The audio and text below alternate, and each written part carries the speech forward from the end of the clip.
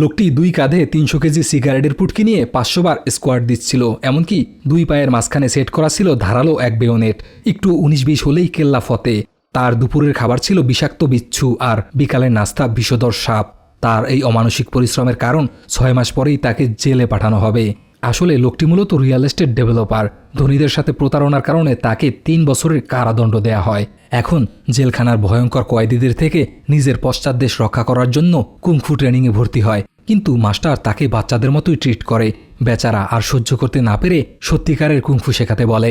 দুর্ভাগ্যজনকভাবে মাস্টার তাকে লাথি মেরে বের করে দেয়। ঠিক তখনই এক রহস্যময় লোককে দেখতে পায়। লোকটি এক ঘুষিতে দেয়াল ভেঙে ফেলে।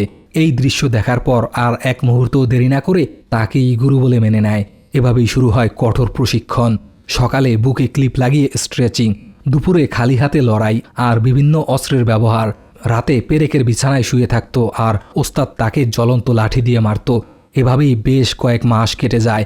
এতদিনে বেশ উন্নতিও হয়ে যায়। এখন খুব সহজেই 300 পাউন্ডের বারবেল তুলে ফেলতে পারে।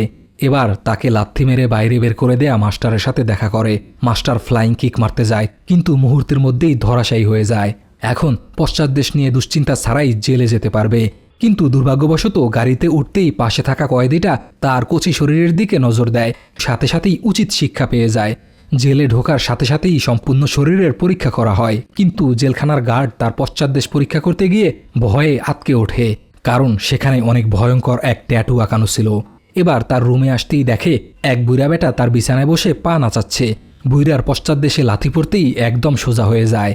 পরদিন তার পাওয়ার দেখানোর জন্য সবচেয়ে মোটা তাজা কয়েদিটিকে বেছে নেয়, কিন্তু ওই কয়েদি তাকে পাত্তাই দেয় না।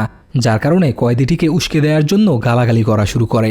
গালাগালি শুনতেই আশেপাশের সকল কয়েদিরা জড়ো হতে থাকে। এবার বিক্ষ তার জামা খুলে সামনের দিকে এগোতে থাকে। দুর্ভাগ্যবশত 1 সেকেন্ডও টিকতে পারে না। এবার পাবলিকের কলিজায় কাঁপন ধরিয়ে দেওয়ার জন্য একটা একটা করে আঙুল ভেঙে দিতে থাকে আর এক কিক মেরে অজ্ঞান করে দেয়। এবার তার সাঙ্গপাঙ্গরা ঝামেলা করতে এগিয়ে আসে। তাদেরকেও কুত্তাপেটা করে ছেড়ে দেয়। আরেক বডি বিল্ডার দাঁড়িয়ে দাঁড়িয়ে তামাশা দেখছিল। এবার এক ঘুষিতে তার দাঁতগুলো ফেলে দেয়।